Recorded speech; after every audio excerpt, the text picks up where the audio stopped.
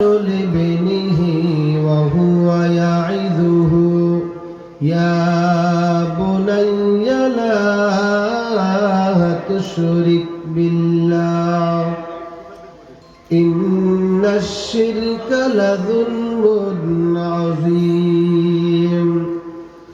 قال رسول الله صلى الله عليه وسلم: لا تشرك بالله شيئا وإن قتلت وإن حرقت، أو كما قال عليه الصلاة والسلام.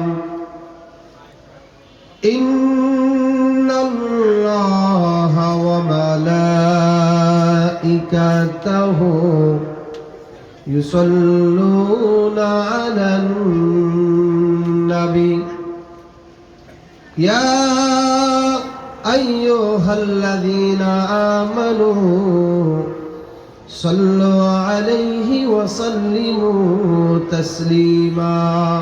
সবাই দুরূদ পড়ি।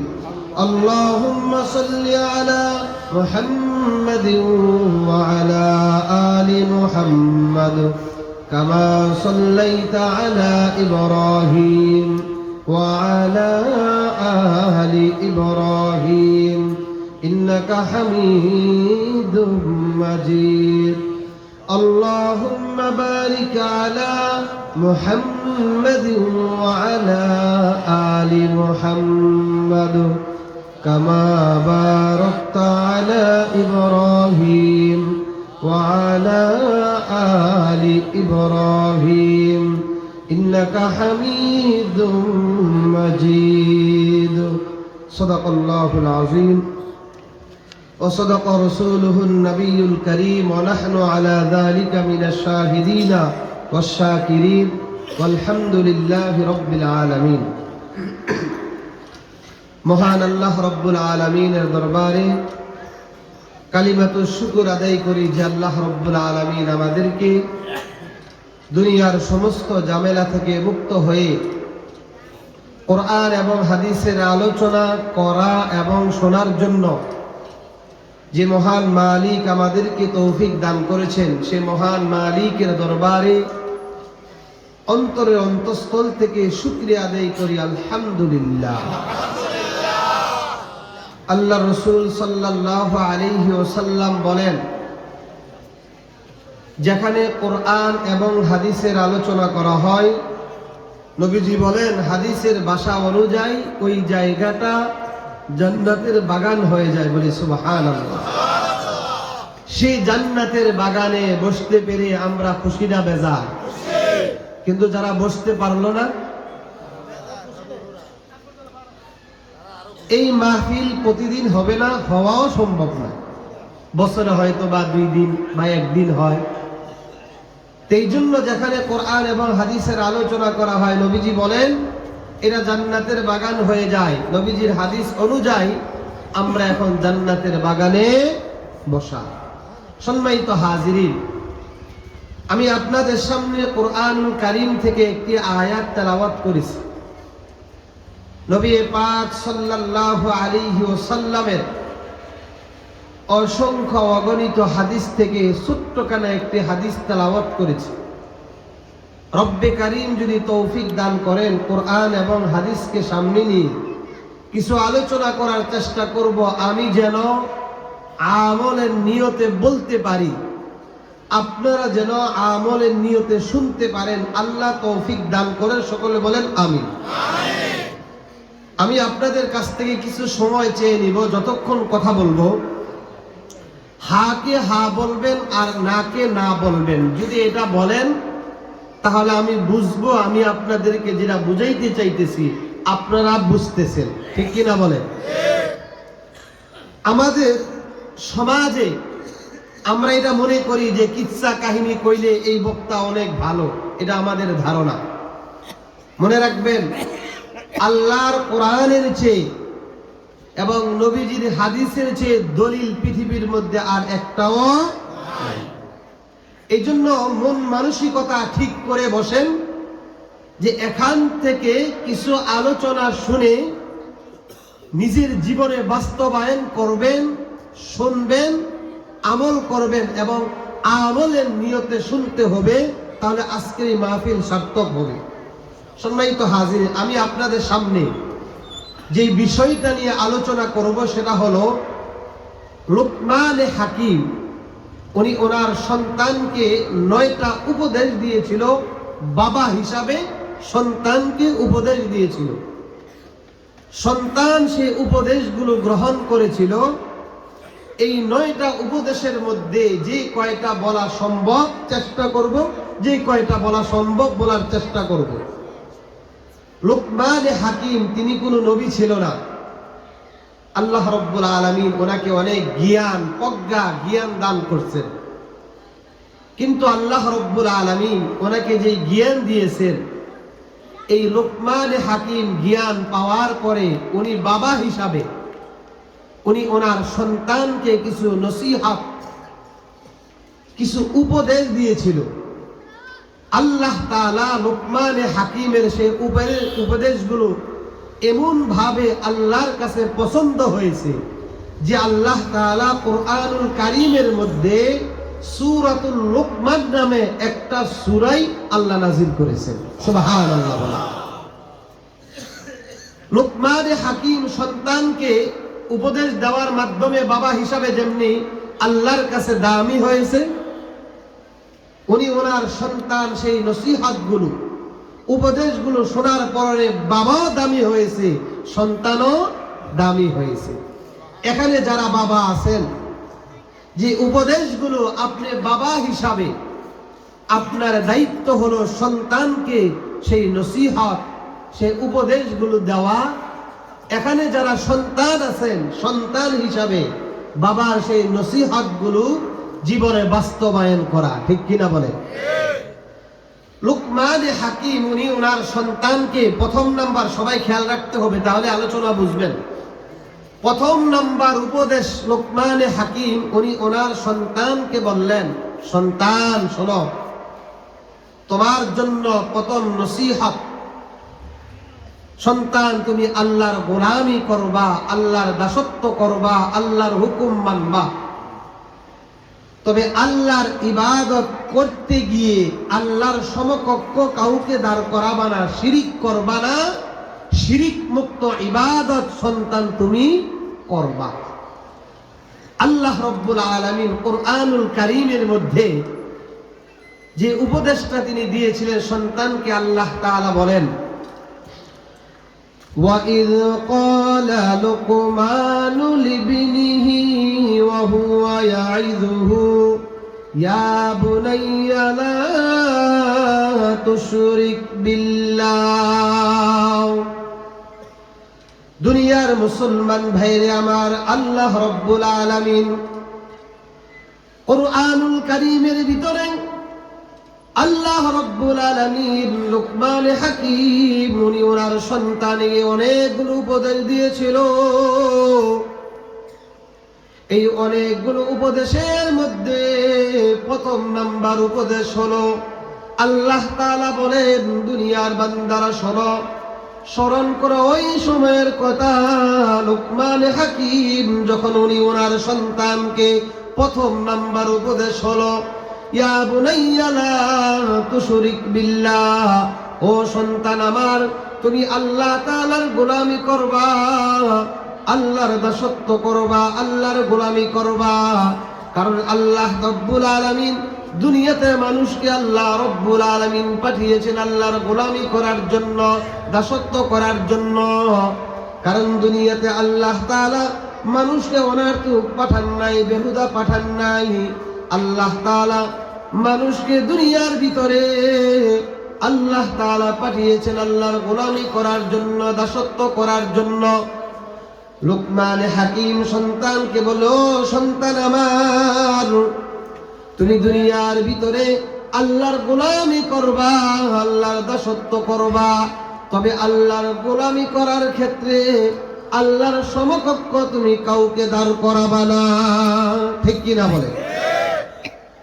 লুকমান হাকিম বলে, সন্তান আল্লাহর গোলামি করবা, তবে শিরিক করবা না। নির্ভেজাল ইবাদত করো সন্তান। সন্তানকে লোকমানে হাকিম বলে, আল্লাহ তোমাকে দুনিয়াতে পাঠিয়েছে তো আল্লাহর গোলামি করার জন্য। আপনাদের কাছে জানতে চাই, এই যে দুনিয়াতে আল্লাহ আমাদেরকে প্রেরণ করেছেন, এই আল্লাহর পাঠানোর পিছনে আল্লাহর উদ্দেশ্য আছে না নাই? আল্লাহর উদ্দেশ্য হলো যে বান্দা দুনিয়াতে আমি আল্লাহর গোলামি করবে, আমি আল্লাহর দাসত্ব করবে। আল্লাহ রব্বুল আলামিন এই গোলামের বিনিময়ে মৃত্যুর পরে আল্লাহ রব্বুল আলামিন ওই লোকটাকে জান্নাতের মেহমান বানায় দিবে। সুবহানাল্লাহ বলেন। বাবা হিসাবে সন্তানকে নসিহত, বাবা সন্তানকে বললেন তুমি আল্লাহর গোলামি করো, আল্লাহর দাসত্ব করো। দুনিয়ার ভিতরে নির্ভেজাল আল্লাহকে শিরিক করা যাবে না, আল্লাহর সমকক্ষ কাউকে দাঁড় করা যাবে না। আমাদের সমাজে কিছু মানুষ আছে না বুঝে শিরিক করে বের। কিছু মানুষ সমাজে এমন আছে যারা মাজারে গিয়ে সেজদা দেয়, আছে না নাই? সবাই বলেন না, আছে না নাই? এই কপাল এটা বড় দামি। আল্লাহ তাআলা মানুষকে বড় দামি করে দুনিয়াতে পাঠাইছেন। আল্লাহ বলছেন ওয়ালাকাদ কাররামনা বানি আদম, আমি বনি আদমকে দুনিয়াতে বড় সম্মানিত করে দুনিয়াতে পাঠাইছি। এই কপাল আল্লাহকে ছাড়া কারো কাছে মাথা নত করা।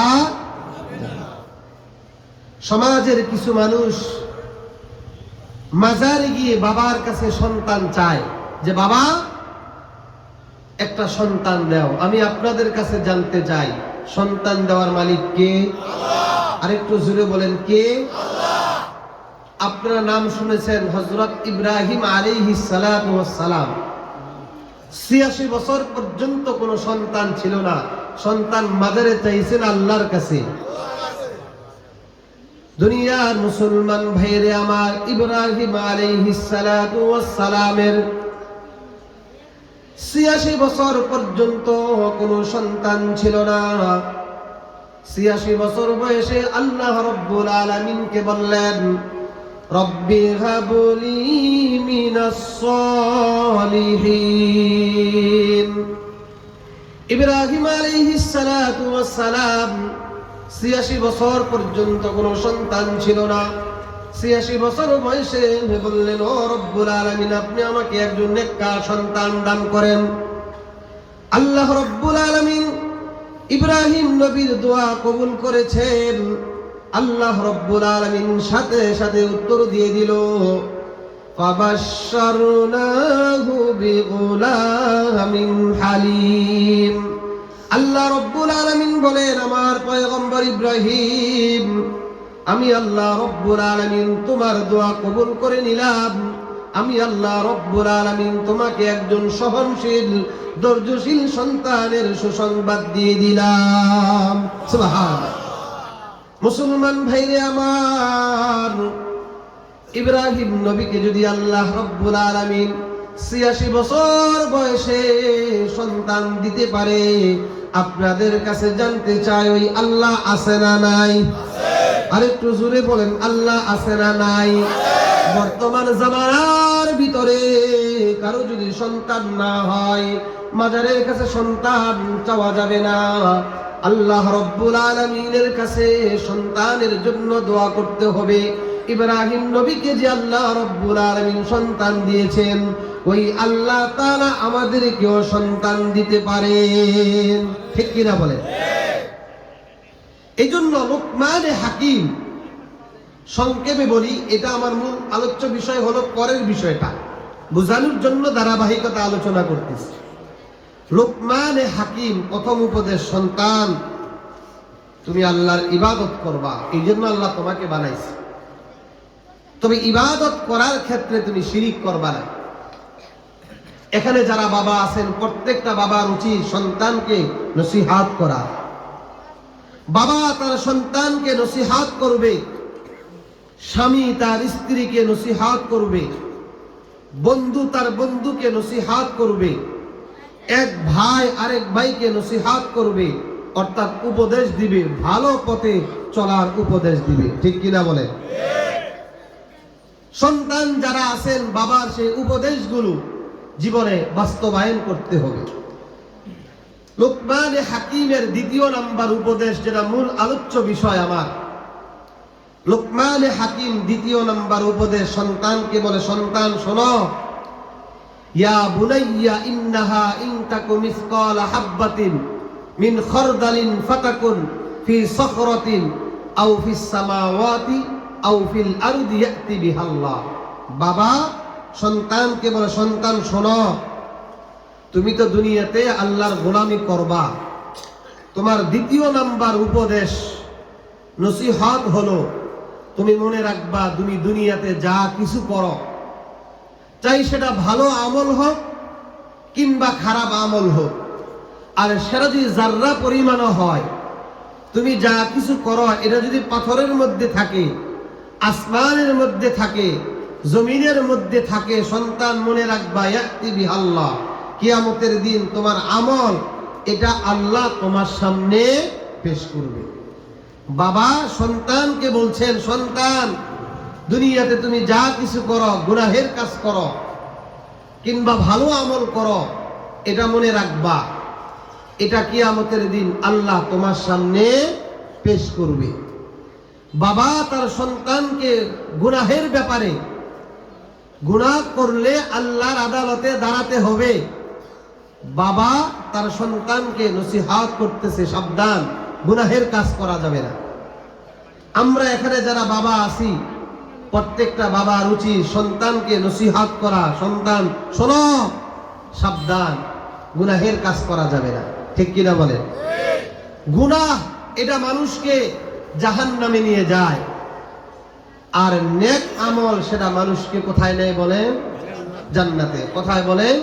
জান্নাতে। প্রিয় ভাইরা আমার, আমাদের সমাজে কিছু গুনাহ আছে,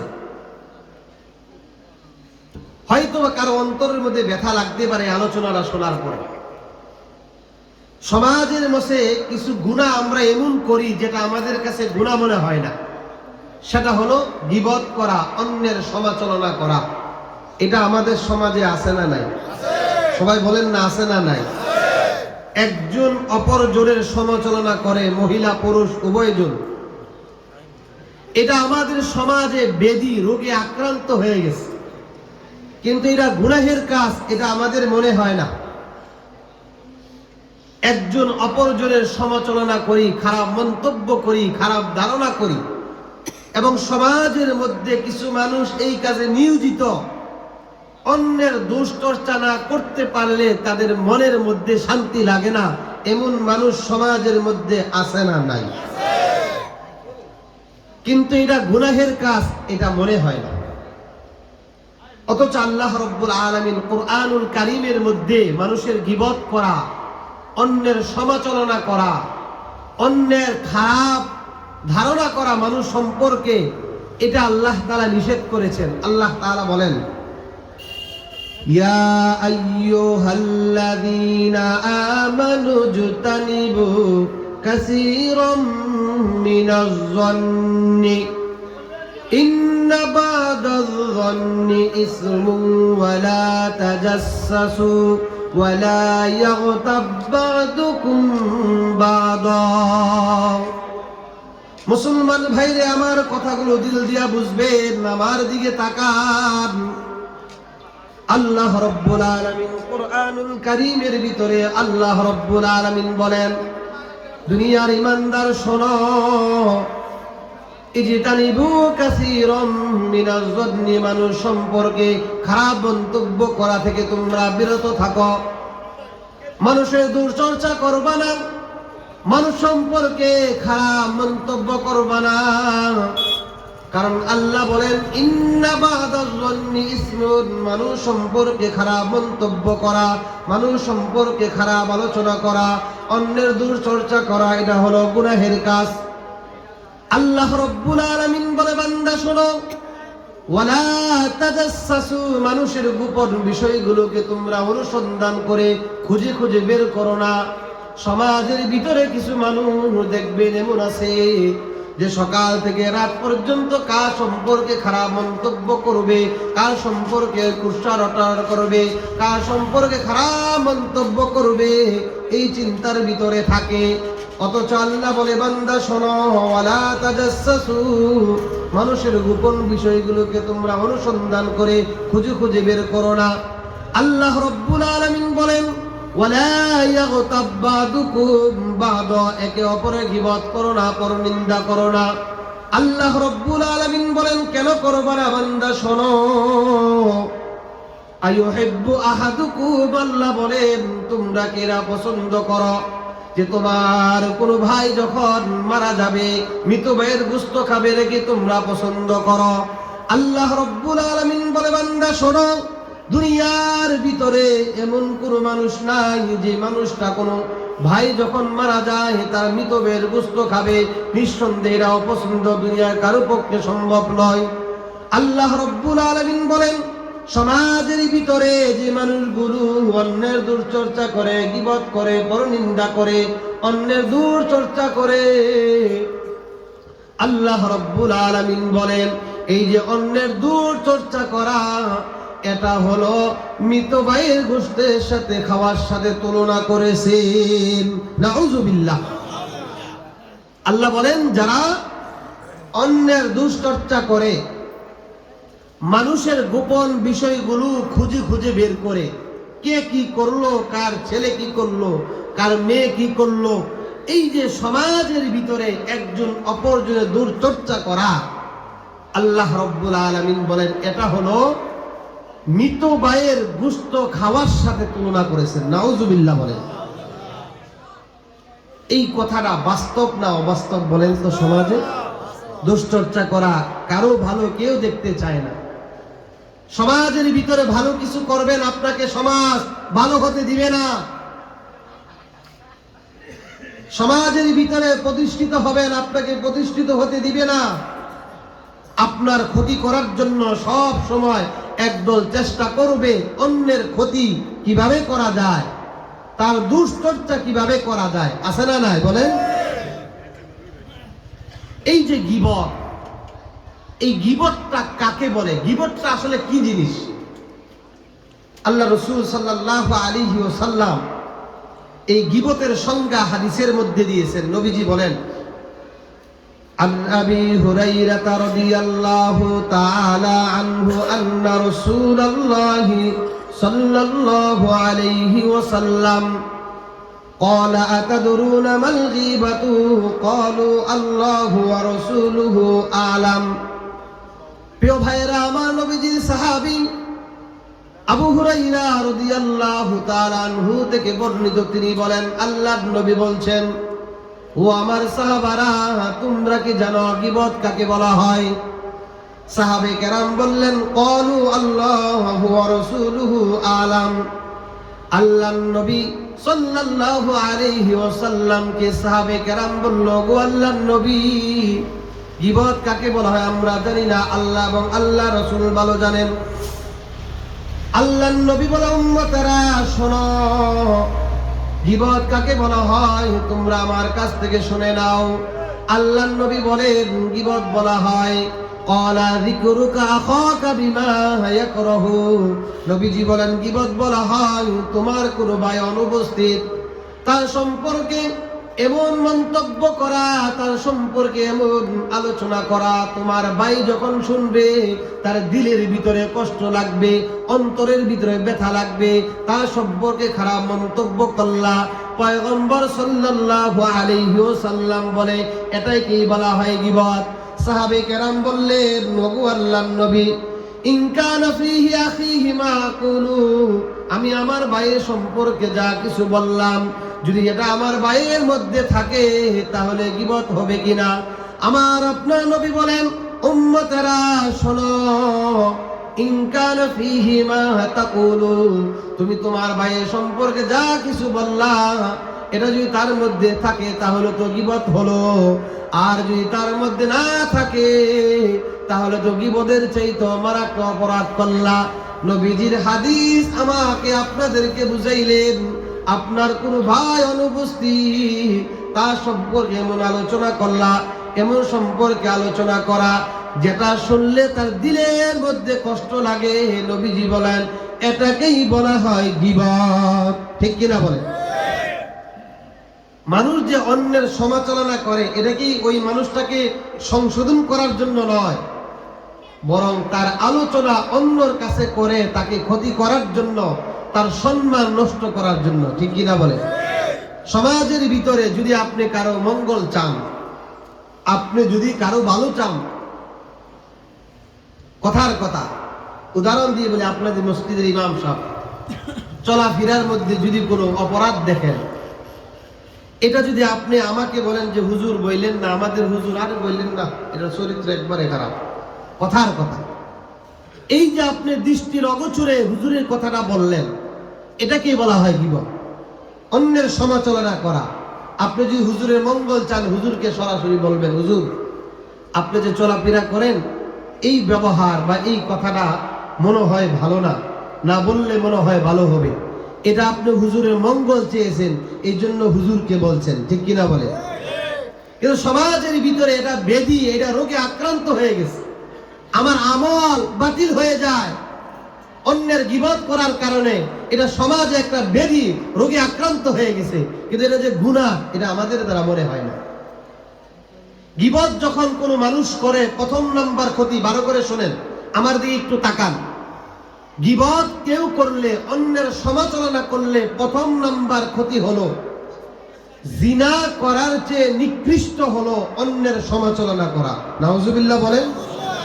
কোনো মানুষ যদি কোনো মহিলার সাথে জিনার মধ্যে লিপ্ত হয়, এই জিনার চাইতে নিকৃষ্ট হলো অন্যের সমালোচনা করা।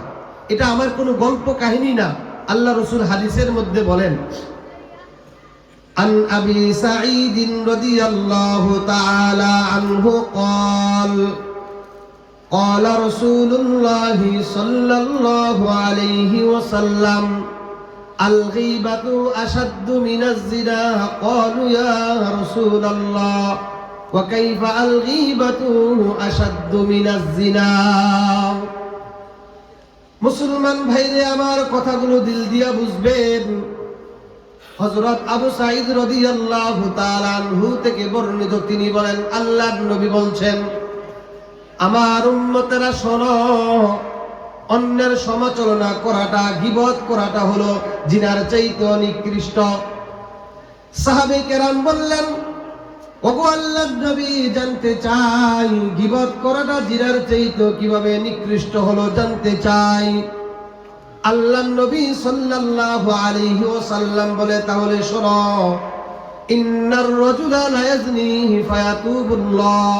আল্লাহর নবী বলেন, দুনিয়ার ভিতরে কোনো মানুষ যখন অপকর্ম করে, জিনার মধ্যে লিপ্ত হয়, একটা পর্যায়ে তার ভিতরে যখন অনুশোচনা, আমি তো ভুল করলাম, অপরাধ করলাম, অন্যায় করে ফেললাম, একটা পর্যায়ে যখন বান্দা আল্লাহর কাছে তওবা করে, আল্লাহর কাছে ক্ষমা চায়, আল্লাহ তাআলা বান্দাকে ক্ষমা করে দিতে পারে। আল্লাহর নবী বলেন, ওয়া ইন্না সাহিবাল গীবাতি, যার গীবত করলেন, যার সমালোচনা করলেন, যার সম্পর্কে খারাপ মন্তব্য করলেন, আল্লাহর নবী বলেন এটা হলো বান্দার হক। যার সম্পর্কে খারাপ আলোচনা করলেন, যার গীবত করলেন, যতক্ষণ পর্যন্ত ওই বান্দার কাছে ক্ষমা না চাইবেন, আল্লাহ ক্ষমা করবেন না। আল্লাহর নবী সাল্লাল্লাহু আলাইহি ওয়াসাল্লাম বলেন, এই জন্য জিনার চাইতে নিকৃষ্ট হলো অন্যের সমালোচনা করা। ঠিক কিনা বলে? তাহলে এই গুনাহটাকে ছাড়তে হবে না ধরতে হবে? যদি এটা আমার মধ্যে থাকে, আমি আলোচনা করলাম, এটা যদি আমার মধ্যে থাকে, আল্লাহ যেন আমার দিল থেকে, অন্তর থেকে বের করে দেয়। আপনাদের মধ্যেও যদি থাকে অন্যের সমালোচনা করা, অন্যের গীবত করা, অন্যের ঘরে কি হলো, অন্যের মেয়ে কি করলো, ওই ছেলে কি করলো, এসব দূর চর্চা না করে এটার জন্য আল্লাহর কাছে ক্ষমা চাওয়া। ঠিক কিনা বলে? দ্বিতীয় নাম্বার, যারা অন্যের গীবত করে, অন্যের সমালোচনা করে, তার দ্বিতীয় নাম্বার ক্ষতি হলো হাসরের ময়দানে, কিয়ামতের দিন আল্লাহ রাব্বুল আলামিন বান্দার আমল এটা প্রত্যেকটা মানুষের সামনে পেশ করবে। আপনার আমল আপনাকে দিবে, আমার আমল আমাকে দিবে। দেওয়ার পরে লোকটা দেখবে দুনিয়াতে নামাজ পড়তো, রোজা রাখতো, হজ করতো, যাকাত দিত, দান সদকা করতো, জিকির আজকার করতো।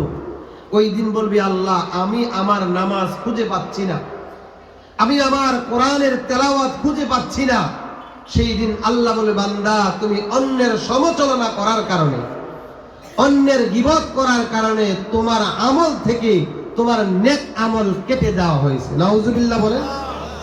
নবীজির হাদিস, নবীজি বলেন, আন আবি উমামা রাদিয়াল্লাহু তাআলা আনহু قال قال رسول الله صلى الله عليه وسلم إن الرجل لا يؤتى كتابه منشورا فيقول يا ربي فأين حسنات كذا وكذا عملتها ليس في صحيفتي।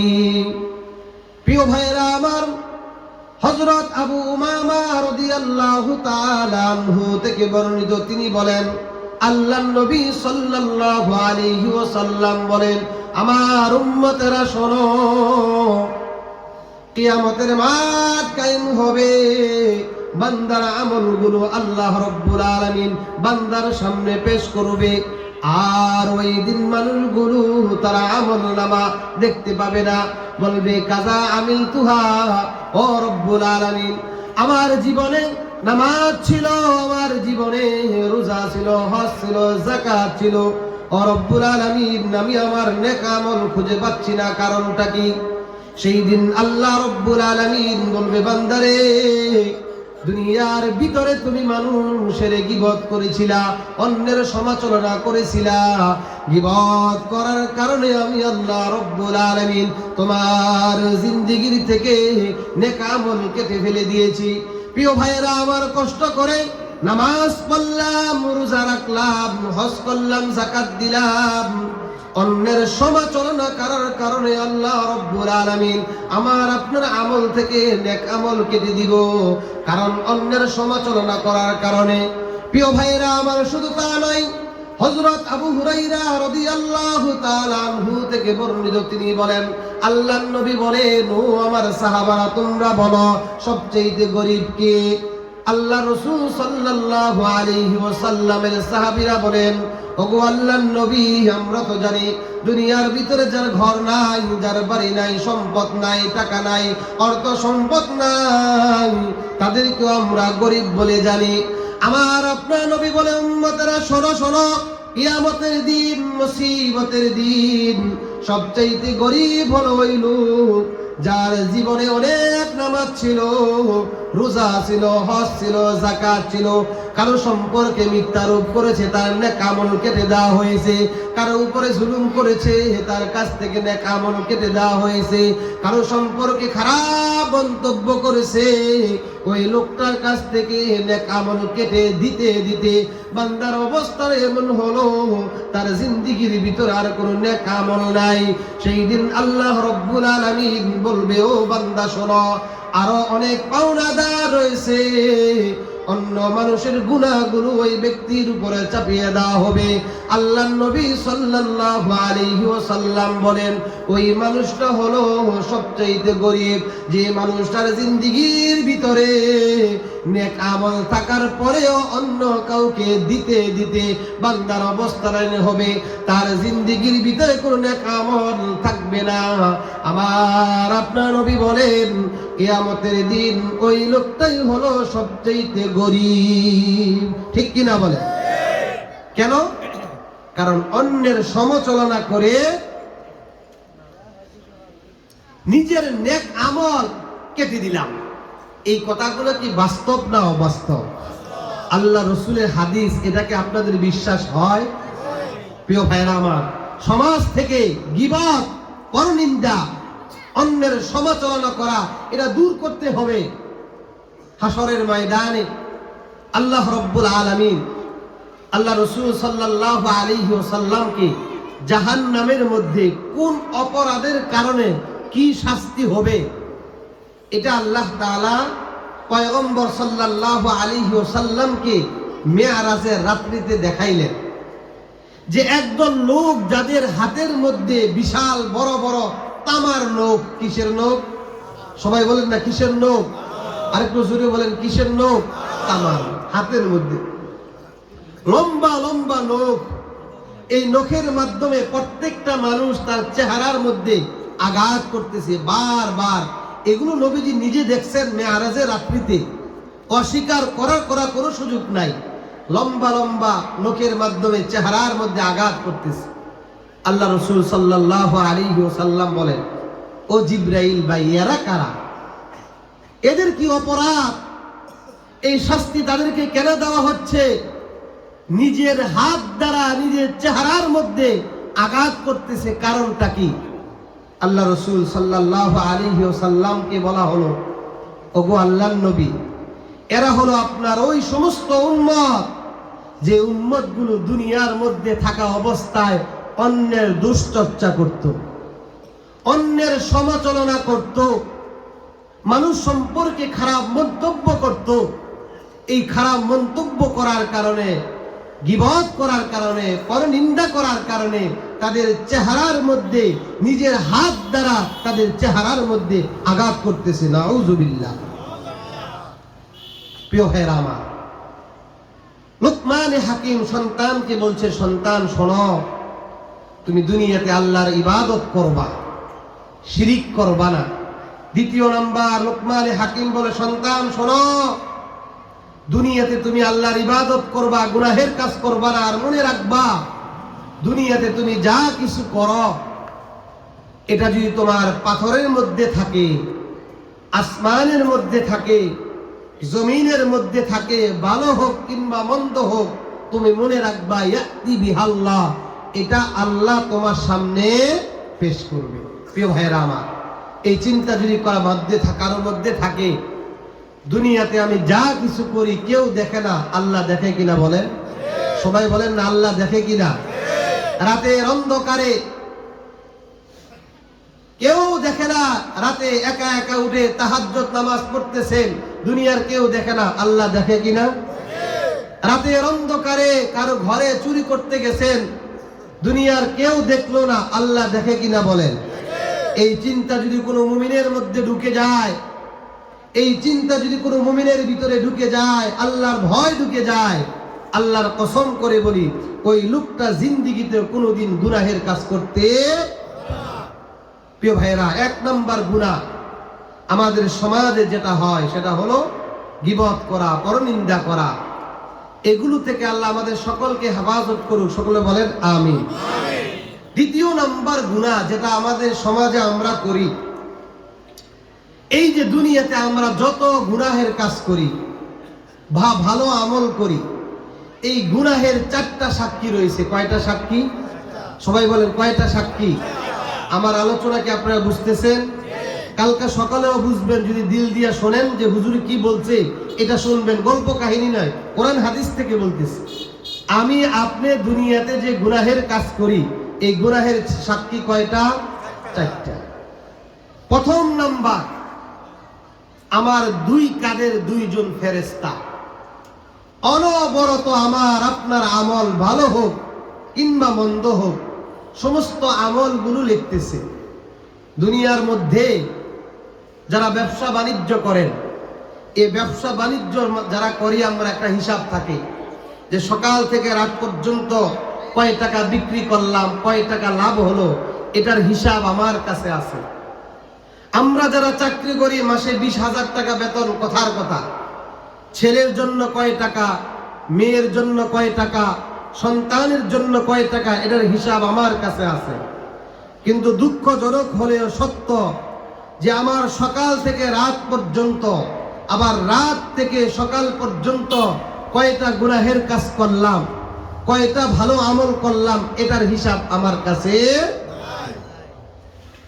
দুনিয়ার সম্পদের হিসাব আছে, দুনিয়াতে খাওয়ার হিসাব আছে, কিন্তু নেক আমল আর বদ আমলের হিসাব এটা আমার কাছে নাই। এই চিন্তা হয় না আমি দুনিয়াতে যা কিছু করতেছি সবগুলো লিপিবদ্ধ হচ্ছে, হাসরের ময়দানে আল্লাহ রাব্বুল আলামিন বান্দার সামনে সে আমলগুলো পেশ করবে। দুনিয়াতে মানুষ সিসি ক্যামেরা লাগায় যেন চুরি না হয়, ডাকাতি না হয়, চোর ধরার জন্য। দুনিয়ার সিসি ক্যামেরার বৈশিষ্ট্য হলো কারেন্ট গেলে সেটা আর চলে না, নষ্ট হলে সেটা আর চলে না।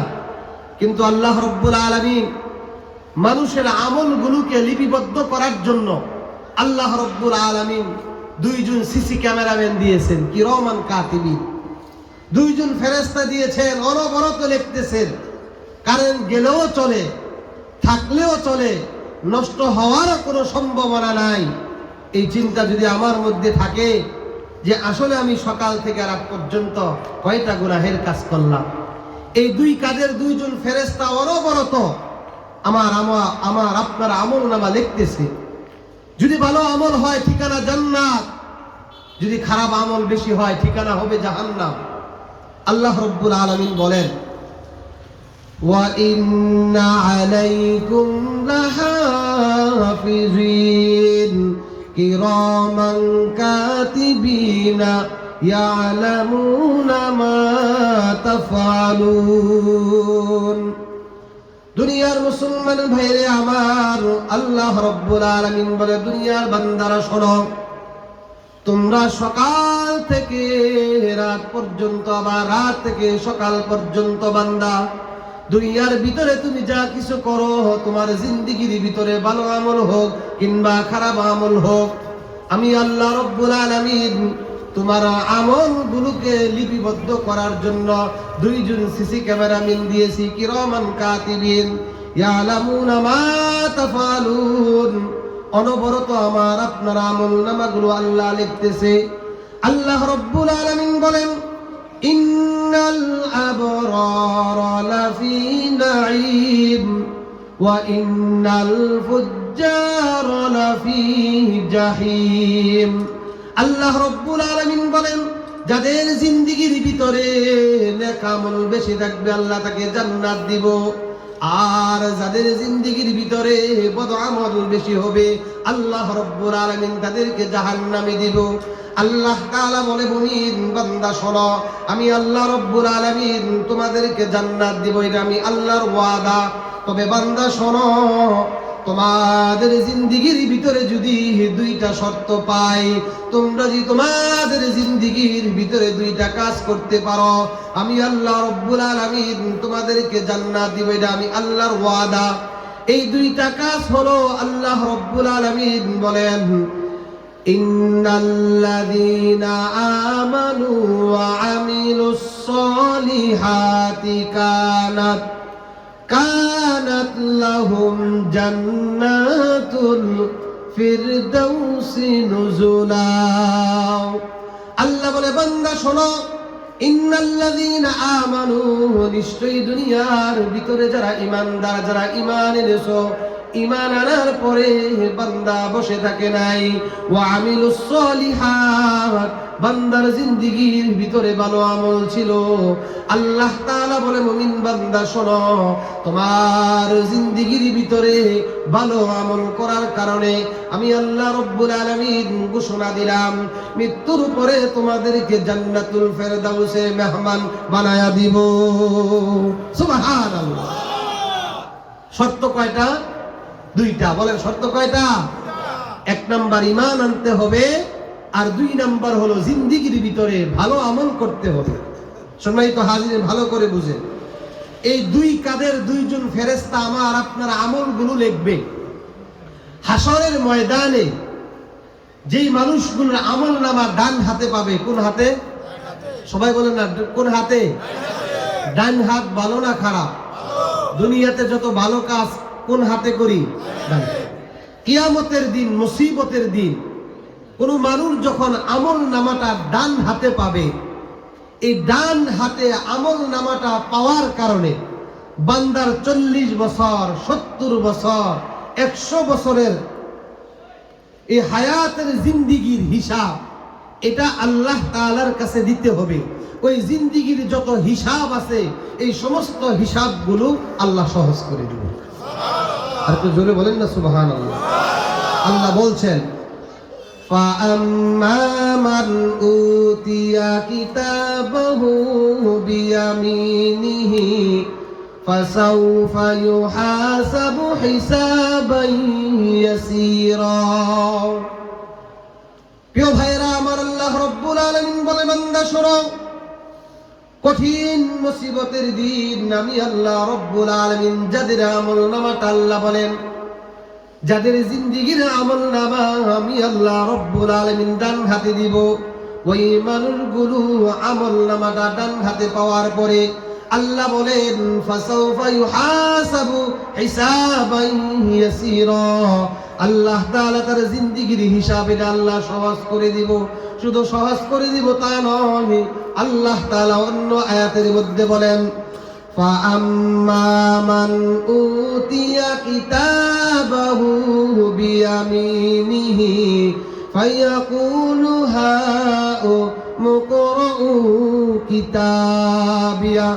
প্রিয় ভাইয়েরা আমার, আল্লাহ বলেন হাসরের ময়দানে আল্লাহ রাব্বুল আলামিন যাদের আমলনামাটা ডান হাতে দেওয়া হবে, ওই মানুষগুলো আমলনামাটা ডান হাতে পাওয়ার পরে বলবে, একজন বান্দা অপরজন বান্দাকে বলবে ফায়াকুলু হাউ মুকরাউ কিতাবিয়া, ও বান্দা দেখো আল্লাহ রাব্বুল আলামিন আমার আমলনামা ডান হাতে দিয়েছে। কত সুন্দর আমলনামা আল্লাহ রাব্বুল আলামিন আমাকে দিয়েছে। ওই বান্দা বলবে আমি জানতাম আল্লাহ রাব্বুল আলামিনের কাছে আমার হিসাব দিতে হবে, আমার জিন্দেগীর হিসাব এটা আল্লাহর কাছে দিতে হবে, এই জন্য আমি আমার জিন্দেগীর ভিতরে নেক আমল করেছিলাম, এই জন্য আল্লাহ রাব্বুল আলামিন আমার আমলনামা আমাকে ডান হাতে দিয়েছে। আর কিয়ামতের দিন, মুসিবতের দিন আল্লাহ রাব্বুল আলামিন যাদের আমলনামা ডান হাতে দিব, আমলনামা ডান হাতে পাওয়া মানে ওই লোকটা জান্নাতে প্রবেশ করবে। সুবহান। প্রিয় ভাইয়েরা আমার, ঠিক তার বিপরীত আল্লাহ রাব্বুল আলামিন বলেন ওয়া আম্মা মান উতিয়া কিতাবাহু বিশিমালিহি ফায়াকুলু ইয়া লাইতানি লাম উতা কিতাবিয়া। প্রিয় ভাইয়েরা আমার, খেয়াল করুন, আল্লাহ রাব্বুল আলামিন অন্য আয়াতের ভিতরে বলেন হাসরের ময়দানে যাদের আমলনামাটা বাম হাতে দিব, ওই মানুষগুলো আমলনামাটা বাম হাতে পাওয়ার পরে বলবে ও রব্বুল আলামিন ওয়ালাম আদরি মা হিসাবিয়া, ওই বান্দা বলবে ও রব্বুল আলামিন আমি যদি আমার আমলনামা সম্পর্কে না জানতাম কতই না ভালো হতো, আজকের দিনে যদি আমার আমলনামা দেওয়া না হতো কতই না ভালো হতো।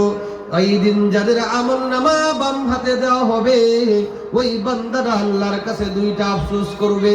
প্রথম নাম্বার আফসোস হলো আল্লাহ রাব্বুল আলামিন বলেন মা আগনা আন্নি মালিয়া হালাকা আন্নি সুলতানিয়া।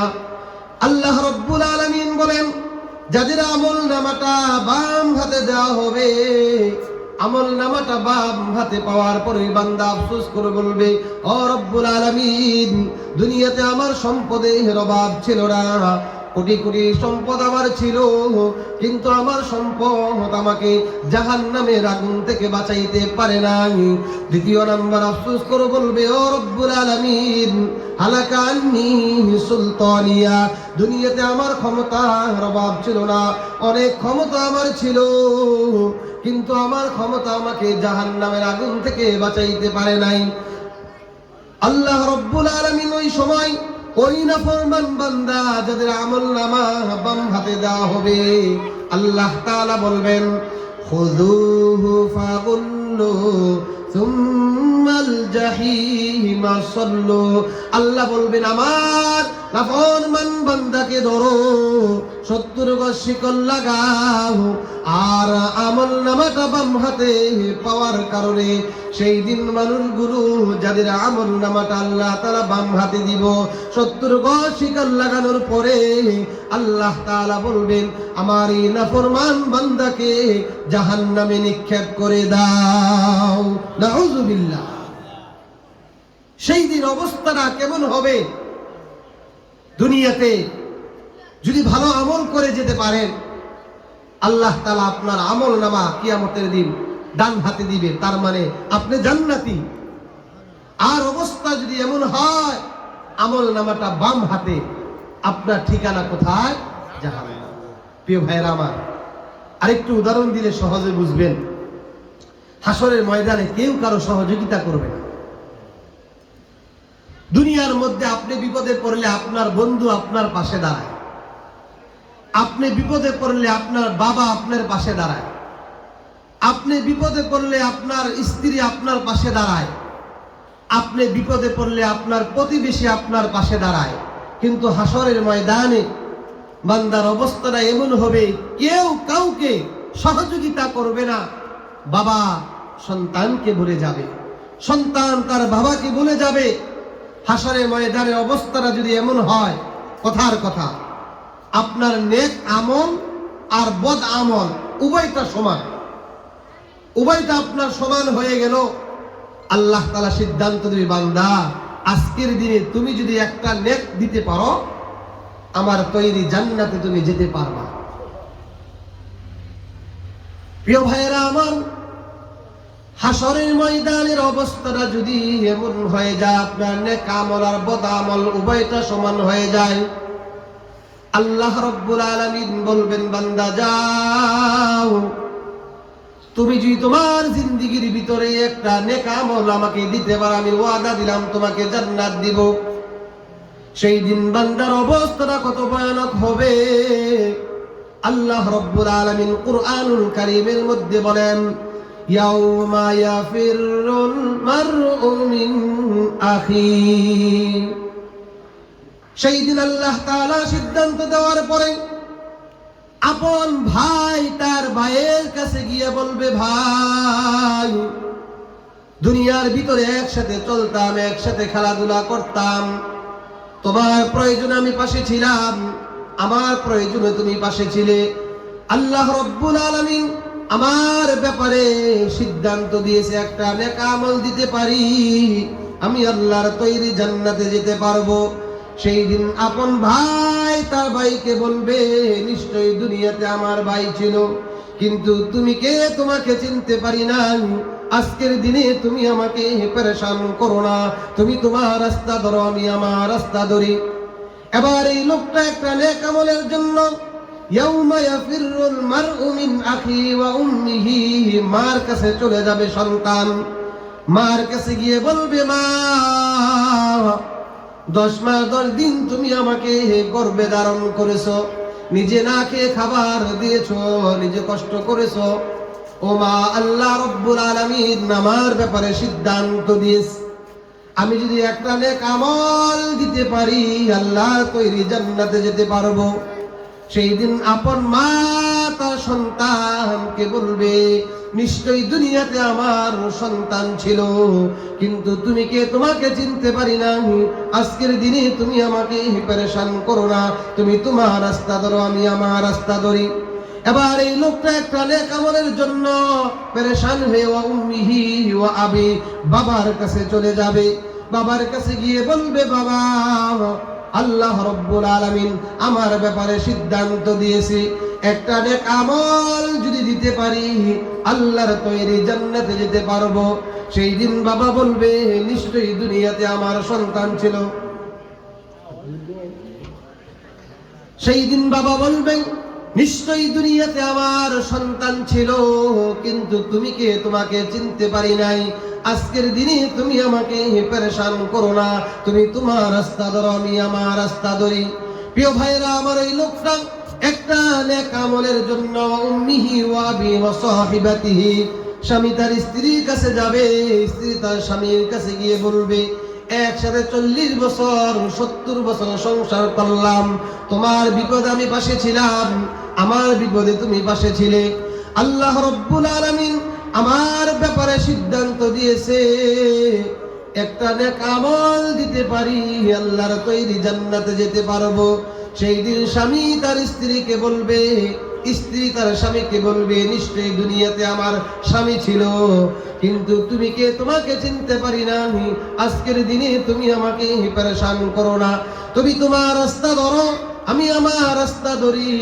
এবার এই লোকটা পেরেশান হয়ে ওয়াসাহিবাতিহি ওয়া বানি, বাবা তার সন্তানের কাছে চলে যাবে। সন্তানের কাছে গিয়ে বলবে, ও সন্তান আমার, দুনিয়ার ভিতরে তোমার যা কিছু প্রয়োজন ছিল প্রয়োজন মিটিয়ে দিয়েছি। আল্লাহ রাব্বুল আলামিন আমার ব্যাপারে সিদ্ধান্ত দিয়েছে, আজকে যদি একটা নেক আমল দিতে পারি আল্লাহর তৈরি জান্নাতে যেতে পারবো। সেই দিন সন্তান বলবে, নিশ্চয়ই দুনিয়াতে আমার বাবা ছিল, তুমি কে? তোমাকে চিনতে পারি না, আজকের দিনে তুমি আমাকে পেরেশান করো না। প্রিয় ভাইয়েরা আমার, বাবা সন্তানকে ভুলে যাবে, সন্তান তার বাবাকে ভুলে যাবে, বন্ধু বন্ধুকে ভুলে যাবে। সেই দিন কিন্তু আমার আপনার নেক আমল ছাড়া আপনজন কিন্তু কেউ থাকবে না। ঠিক কিনা বলেন? কেউ আপনার আপন থাকবে না। বন্ধু বলেন, বিবি বাচ্চা বলেন, যেই সন্তানের জন্য কত পরিশ্রম করতেছেন, সন্তান যেন ভালো থাকুক,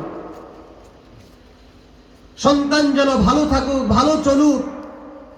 স্ত্রীর জন্য কত কিছু করতেছেন, স্ত্রী যেন ভালো থাকুক, স্ত্রীর মন রক্ষা করার জন্য।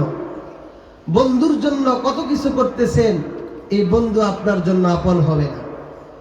আপনার স্ত্রী আপনার জন্য আপন হবে না। আপনার জন্য আপন হবে আপনার জিন্দেগীর যত নেক আমল করছেন, এই নেক আমল এটা আপনার জন্য সাথী হবে, বন্ধু হবে। ঠিক কিনা বলেন? সম্মানিত হাজিরিন, যে আলোচনা করতেছিলাম গুনাহের 4টা সাক্ষী। নাম্বার 1 সংক্ষেপে বলে দিব। নাম্বার 1, আমার 2 কাঁধের 2জন ফেরেশতা অনবরত আমার আপনার আমলগুলো লিখতেছে। এটা দিলে দিলে চিন্তা করবেন, নামাজ পড়ি না, এটা লিখতেছে। ফজরে নামাজ পড়লাম, সেটা লিখতেছেন। ভালো কাজ করলাম, সেটা লিখতেছেন। এই চিন্তাটা সব সময় মাথার ভিতরে রাখতে হবে।